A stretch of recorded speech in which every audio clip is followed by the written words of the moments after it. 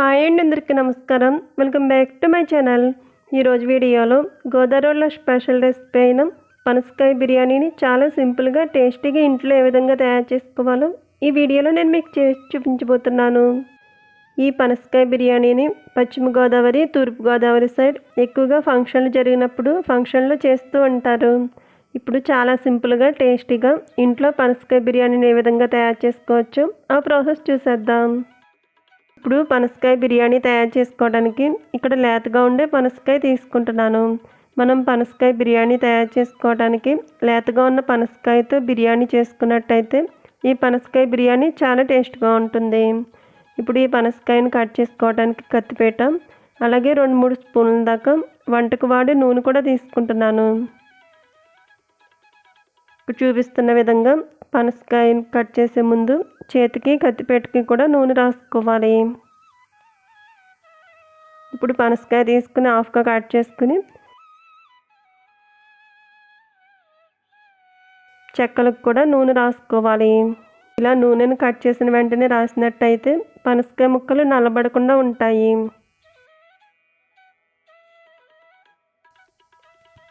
ఇప్పుడు హాఫ్ చెక్క తీసుకుని పైన తొక్క చెక్క తీసుకోవాలి.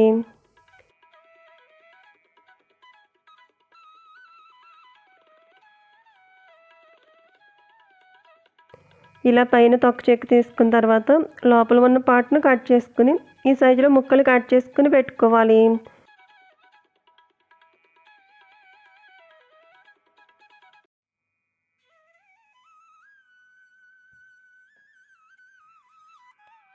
ఇలా కట్ చేసుకున్న పనసకాయ ముక్కల్లో కొద్దిగా నీళ్లు పోసి అలాగే కొంచెం పసుపు వేసి కడిగి పెట్టుకోవాలి.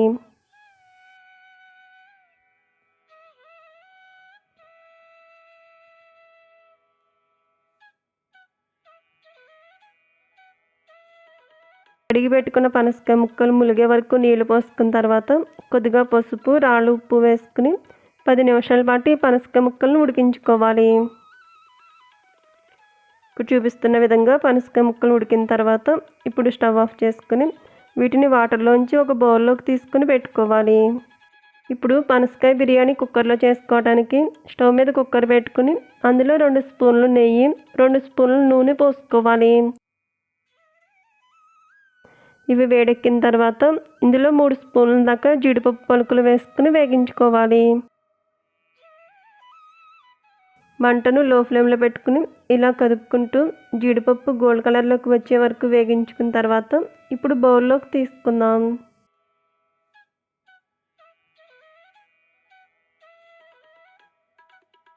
ఇప్పుడు ఇందులోనే హోల్ గరం మసాలాలు వేసుకోవాలి.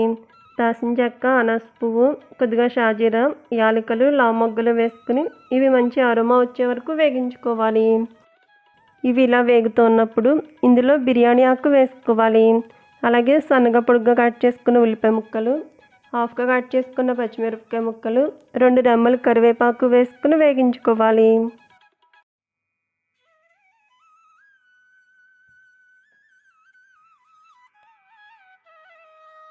ఉల్లిపాయ ముక్కలు బాగా వేగి ఇలా గోల్డ్ కలర్లోకి వచ్చిన తర్వాత ఇందులో ఫ్రెష్గా దంచి పెట్టుకున్న అల్లం వెల్లుల్లి పేస్ట్ వేసుకోవాలి.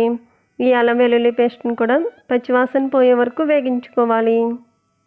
అల్లం వెల్లుల్లి పేస్ట్ ఆయిల్లో బాగా వేగిన తర్వాత ఇందులో ముందుగా ఉడికించి పెట్టుకున్న పనసకాయ ముక్కలను కూడా వేసుకోవాలి.